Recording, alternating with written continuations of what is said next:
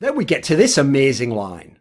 I thought there was enough, and there still is enough, distance surrounding their working relationship. Double left and leaner. There literally, logistically, physically is not enough space surrounding their working relationship, Reginald. He's literally in the same room streaming, hearing information he shouldn't be hearing about his teammate, accidentally leaking said information to the internet. Forget even figuratively, mate. On the most literal, real world, nuts and bolts, knock on wood level of reality, there isn't enough space, you f***ing imbecile. Think about the words you are saying. They aren't just little, like, it's not like a spell in League of Legends where they're, just button bash, I'll do my E and then my R and then my E, okay, the Q up yet. No, you're supposed to be saying things that represent the ideas in your brain and try to appropriately and as accurately as possible, assuming you're not a piece of shit, try and get that information, that thought, that idea transferred to another person's brain where they can reassemble it with their understanding and dictionary of English, and then they can understand what you meant. You're doing a terrible fucking job at that point in time, unless you're just a liar.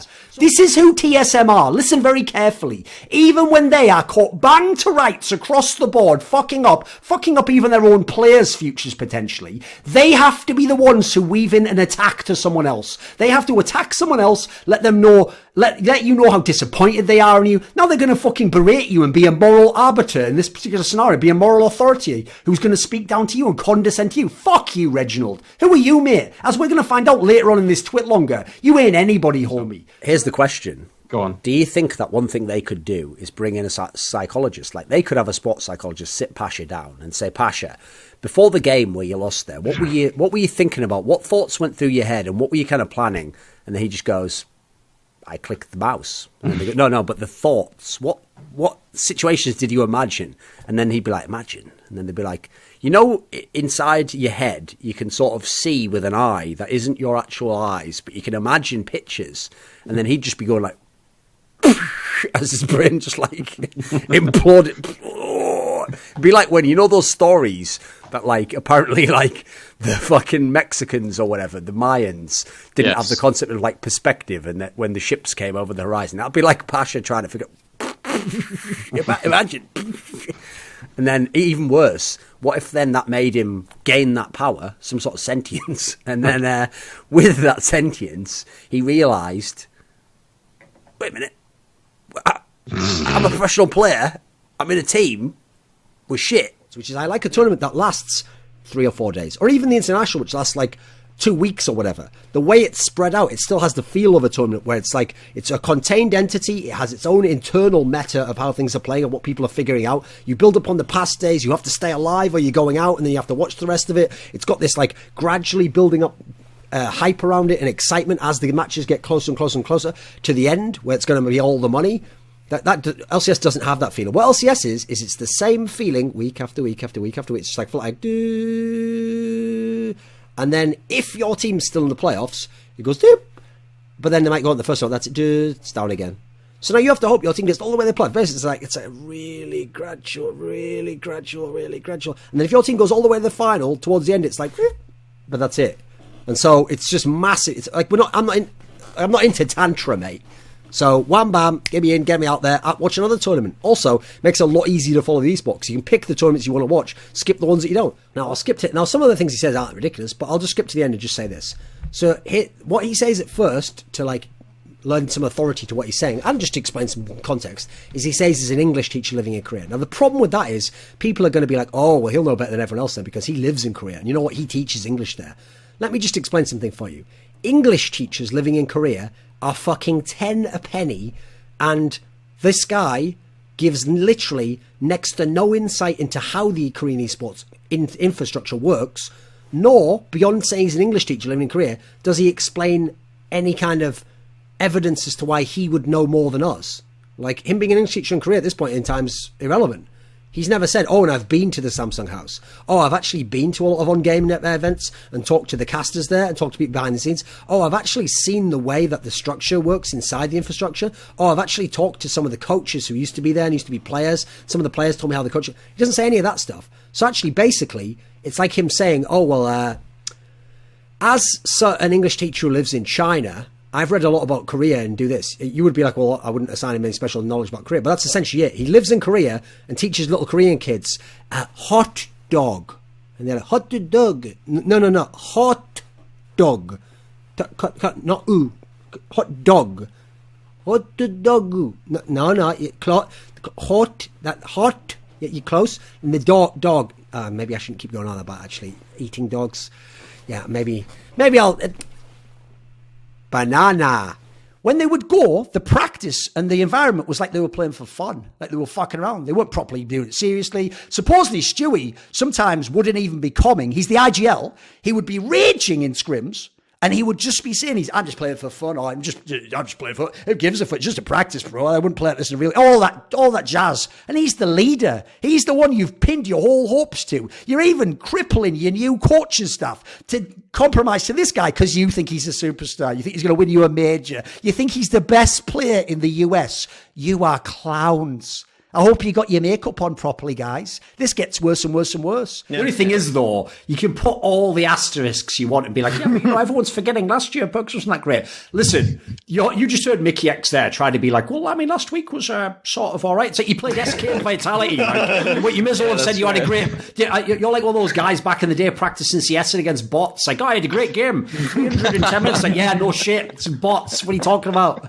Yeah, we can't underestimate our opponents. That Vitality bot lane, they're having like a steel cage deathmatch with each other right now. Is getting bent? No, I was benched first. No, you were benched first. You're worse than me. No, I'm worse. Yeah, that's mental. Right, this is going to be another episode of Elitists United.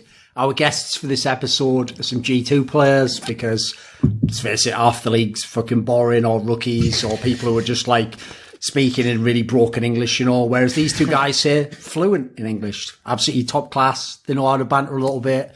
So in the bottom right-hand corner, we've got Mickey X, who I used to think must be one of the best support players in the whole world because he boosted that Perks guy to be really good at ADC. But I've actually realised this year that actually that Perks guy was just really good at playing ADC because, you know, enough said, right? Don't even need to invoke any of the names on that one. So you're not bad, mate. You're pretty decent. But, you know, all I'm going to say is I've seen Perks without you and with you, and I've seen you with Hans Sammer and with Caps. So I'm not laying any judgments completely down the line, but, you know, the evidence is mounted. So we'll see how it goes. And then the other guest is from the same team. Obviously, we had Mickey X, a support player, but we have G2 jungler Jankos, who actually, I think it was 2 episodes ago, I referenced one of my all-time favourite anecdotes, which is that one where probably the stupidest reason to ever alienate a teammate would be when Forgiven said that Jankos was alcoholic because he went out drinking one time during the split, which is probably one of the dumbest anecdotes of all time. Because just shows he was a difficult person to get along with, right, Jankos? My skills would be there. It's like, who gives a fuck, mate? You're just a CS caster, aren't you? Like, we all know you're not good at the game. I mean, the ones of you that are ex-pros, you're probably half decent at the game still. I know some of them, Henry and Sponge, still play. They might actually be all right, but some of them just talk way too much shit, beyond just for fun. And there's a problem. I know them as people, so I know some of them actually mean this shit and really believe they're good at the game. So when this guy here, 15 points, says, hearing csgo casters always talk a game from Thorin is hilarious. Why? Do I talk a big game about how good I am at CSGO? Nah, never did it actually. I did it, I think, once ever in the context of a pure joke when I said that, like, you know, I'd tear up all the show matches. I did this very recently. And I did that. It was so overt and absurd the way I phrased it. It was obvious it was a joke, which is exactly why people understood I was talking about a show match concept for fun. In no sense have I ever bragged about being really good at CS or like potentially going to be at a top level or hey, put me in the show match, homie. Like I'd for legit tear them up. Like fuck, who's Bardoff and Spanner? I'd wreck these guys. Like I'd never done it, of course. So again, not in context. As usual, all the like got him. It's like they didn't even come in the same ballpark as me. It's like they shot a guy who was just in a Walmart fucking parking lot. Got Thorin, and it's like I'm just off in England somewhere, mate, at a dinner with some family and that, and then they're like, I got him, he's dead. It's like that won't me, homie. You got the wrong guy. There's another one.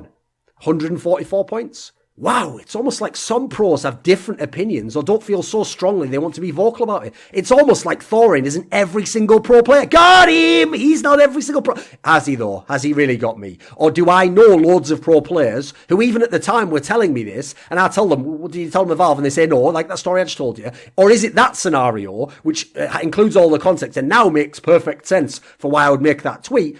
Or is it what these pros are saying here? Like, maybe they don't feel so strongly. Well, then they're not the pros that I was talking about. Maybe pros have different opinions. Well, I know they have different opinions, but that has no relevance to my tweet whatsoever.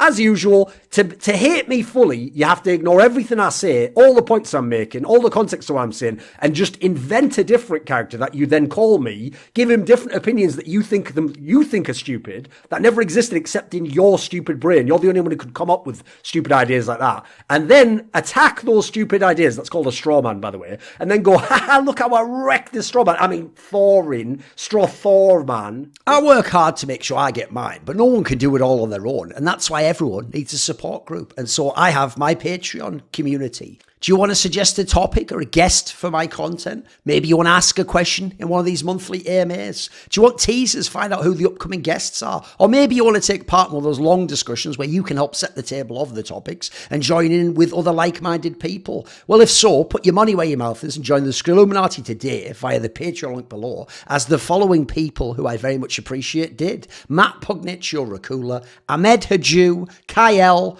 Bot Pounder 420, Toucan, Animosity, Tobias Bernasconi, Jensen Goh, Tosh, and always, you know it, a special thanks goes out to Jerky's Minion.